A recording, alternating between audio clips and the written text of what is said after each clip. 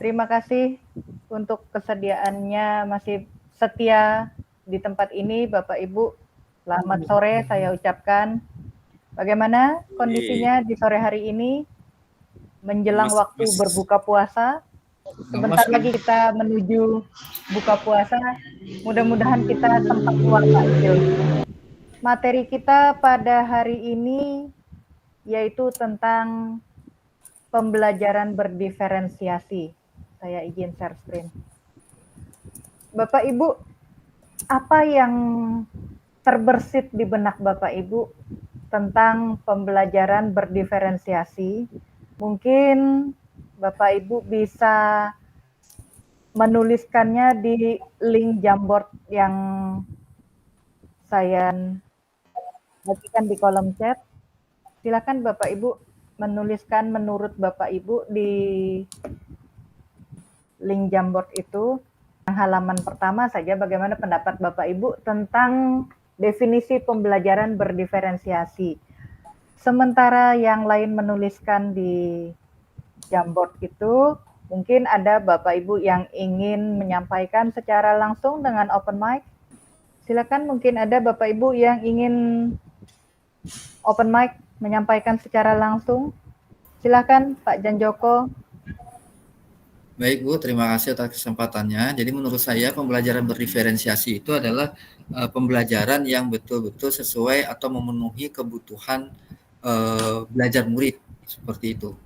Terima kasih Bu. Ya, terima kasih Pak Joko. Benar sekali. Kedengaran tadi Bu. Oh iya, tidak apa-apa Bu Derma. Bahwa pembelajaran berdiferensiasi itu adalah pembelajaran teknik instruksional di mana guru akan menggunakan berbagai metode pengajaran untuk memenuhi kebutuhan individual setiap siswa. Nah, bagaimana memenuhi kebutuhan itu? Kebutuhannya bisa kita lihat dari apakah itu dari kesiapan belajar murid, dari minatnya, dan juga dari profil belajar murid. Bagaimana kita melakukannya? Untuk melihat tentang kesiapan belajar murid, kita bisa lakukan dengan diagnostik kognitif. Sedangkan untuk minat murid dan juga profil belajar murid itu bisa kita lakukan melalui diagnostik non-kognitif. Nah, di sini ada dijabarkan apa sih yang dimaksud dengan kesiapan belajar. Mungkin ada Bapak Ibu yang bisa bantu saya untuk membacakan tentang kesiapan belajar ini. Ada yang ingin sukarela membacakan. Silakan Ibu Kristalina. Silakan Ibu. Kesiapan belajar merupakan kemampuan awal yang harus dimiliki oleh murid untuk menunjang keberlangsungan proses pembelajarannya. Iya, terima kasih Ibu. Kemudian kita langsung ke gaya belajar. Adakah Bapak Ibu yang ingin membantu saya membacakan tentang gaya belajar? Silakan Pak Ahmad Irfan. Gaya belajar terbagi menjadi 3. Ada gaya belajar visual, gaya belajar auditori, dan gaya belajar kinestetik. Iya, benar sekali. Gaya belajar terbagi menjadi 3. Baik itu visual, auditori, maupun kinestetik. Nah, disinilah peran kita sebagai guru, bagaimana sih kita melihat tentang kebutuhan belajar anak, sehingga kita bisa melakukan pembelajaran berdiferensiasi ini sesuai dengan kebutuhannya, sesuai dengan kesiapannya, dan sesuai juga dengan gaya belajarnya. Di slide yang kedua, di link Jamboard yang saya berikan juga mungkin bisa dituliskan bagaimana sih kira-kira tantangan kita dalam menerapkan pembelajaran berdiferensiasi itu di kelas yang sedang Ibu Bapak jalani. Mungkin ada yang bisa raise hand dan juga ada yang bisa menuliskan di link Jamboard-nya. Saya persilahkan.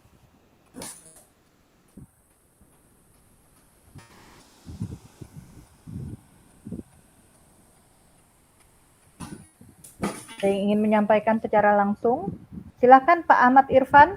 Oke Bu, terima kasih. Berdasarkan pengalaman saya, tantangan terbesar dalam menerapkan pembelajaran berdiferensiasi yaitu menyesuaikan gaya belajar dengan sumber belajar yang kita siapkan. Jadi untuk menyiapkan sumber belajar itu butuh waktu yang nanti menjawab gaya belajar dari murid. Selain itu, gaya belajar murid ini cenderung berubah-ubah. Terkadang dia visual, suatu saat dia bisa kinestetik, dan terkadang dia auditori. Seperti itu, Bu. Menarik sekali. Gaya belajarnya bisa berubah-ubah. Apakah itu di dalam satu materi saja, Pak? Atau ketika berganti materi, gaya belajarnya juga berganti atau bagaimana, Pak? Ya, berganti, Bu. Kadang pertemuan hari ini dia suka visual, pertemuan berikutnya dia suka kinestetik. Ya, sekarang nggak menentu, Bu. Itu tantangannya. Ya, berarti perlu effort yang lebih untuk gurunya dalam menyiapkan bahan ajar ya, Pak ya. Terima kasih untuk responnya ya Pak Ahmad Irfan. Nah, Bapak Ibu, saya punya satu link video, nanti akan saya berikan di kolom chat ini.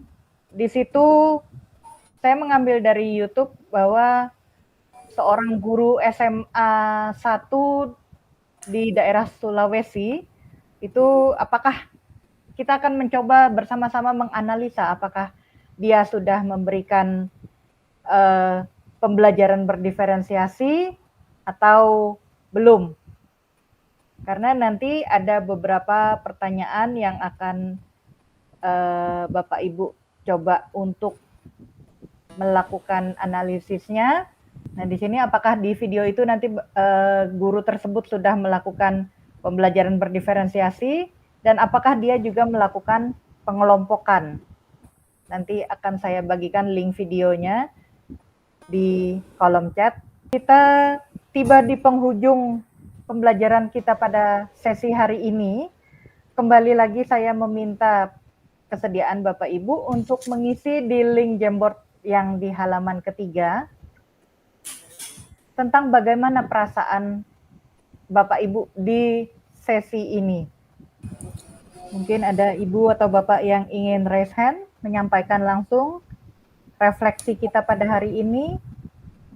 Bagaimana perasaannya terhadap pembelajaran berdiferensiasi, baik yang sudah dilaksanakan maupun yang akan dilaksanakan. Sangat senang dan inspiratif. Pak Marsandi senang menemukan jalan memfasilitasi keberagaman. Ya, silakan Ibu Kristalina.